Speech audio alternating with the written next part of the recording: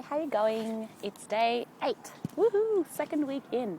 And today I have some bad news and some good news for you.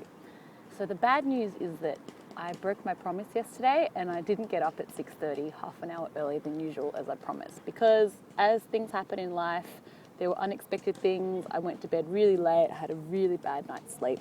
So I'm sorry about that. But the good news is I've actually done what I intended to do anyway. I just did it now. It's lunchtime. I'm at Circular Quay from a break at work. And what I intended to do this morning was actually brainstorm the reasons why I love what I love. I love the things that I love. And so I just had my notebook out. Ta-da! And I've just written a whole bunch of things about the topic of dance and why dance is one of the things that I'm so passionate about. So I thought I'd just share a couple of them with you. So one of the reasons why I love dance is because it's just a really great way, for me anyway, to express myself through body movement. I find it a really natural thing, and I also see it as a really powerful way for a woman, because I'm a woman, to express herself and express her femininity. And likewise for men, it's also a great way for them to express themselves and their masculinity. And everyone can do it. And it's something that's sort of socially acceptable to do. You see in like pop culture where you see all these really dirty dances and stuff, and it's totally cool. But that's expressing their femininity or their masculinity.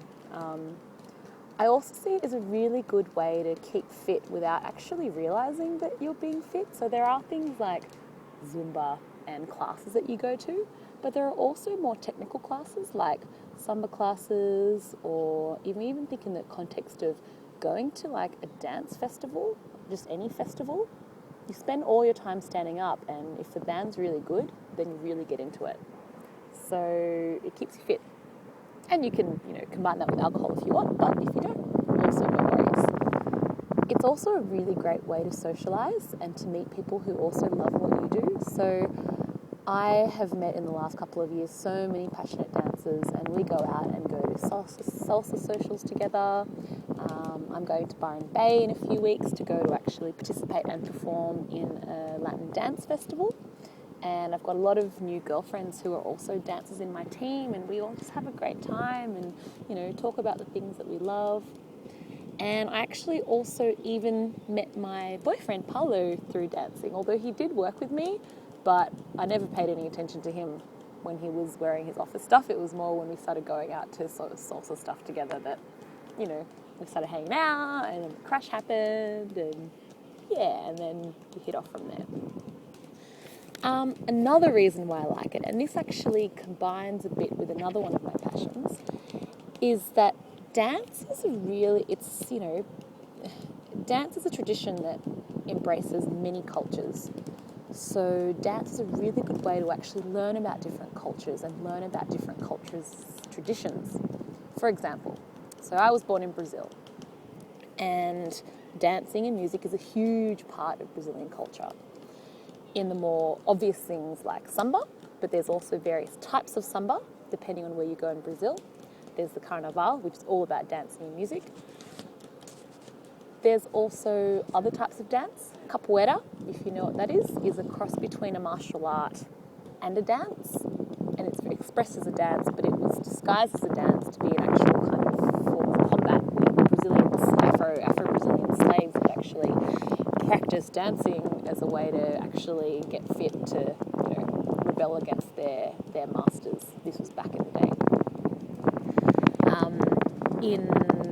When I was living in Denmark, I also, my study partner Mette also went to a kind of a Danish folkloric dance, and she went every week, and she had a huge coalition to meet up with and go on all these amazing weekends. She'd tell me about it, and they would have all these really cool traditional types of dress, which is a really great way to even if you're not interested in actually doing it, just being exposed to it. If you're traveling somewhere, you can get a sense of a culture through dance performances.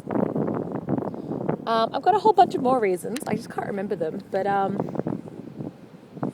a mood lifter. That's one of the more important ones for me.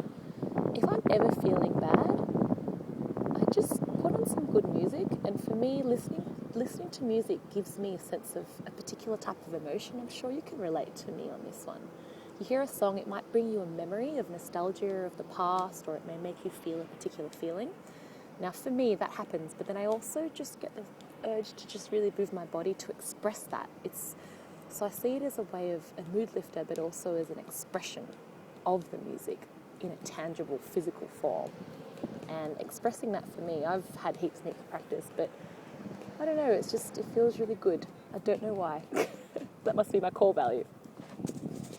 And the last one, just to throw it in there, for those that aren't, crazy dancers, I don't think I've ever seen someone move their body and not be laughing or smiling, be it because they know that they're really good at it and they just know it and they love it, or because they're actually thinking, oh my god, I look so stupid, oh, I can't believe I'm doing this, ha ha ha. But nevertheless, they're still having a great time. So they're my thoughts for today, why I love dancing. And what I'm going to do for the rest of this week is I'll focus on the other passions that I have and talk about why I love those. So I think tomorrow I'll talk about languages and why I find language such a beautiful thing and why I'm passionate about it. I might also even talk about actually making videos and then traveling as well. I'll decide later. Okay, well, I hope you got a little bit of insight as to why dancing is such a great passion of mine. Okay, thanks, bye.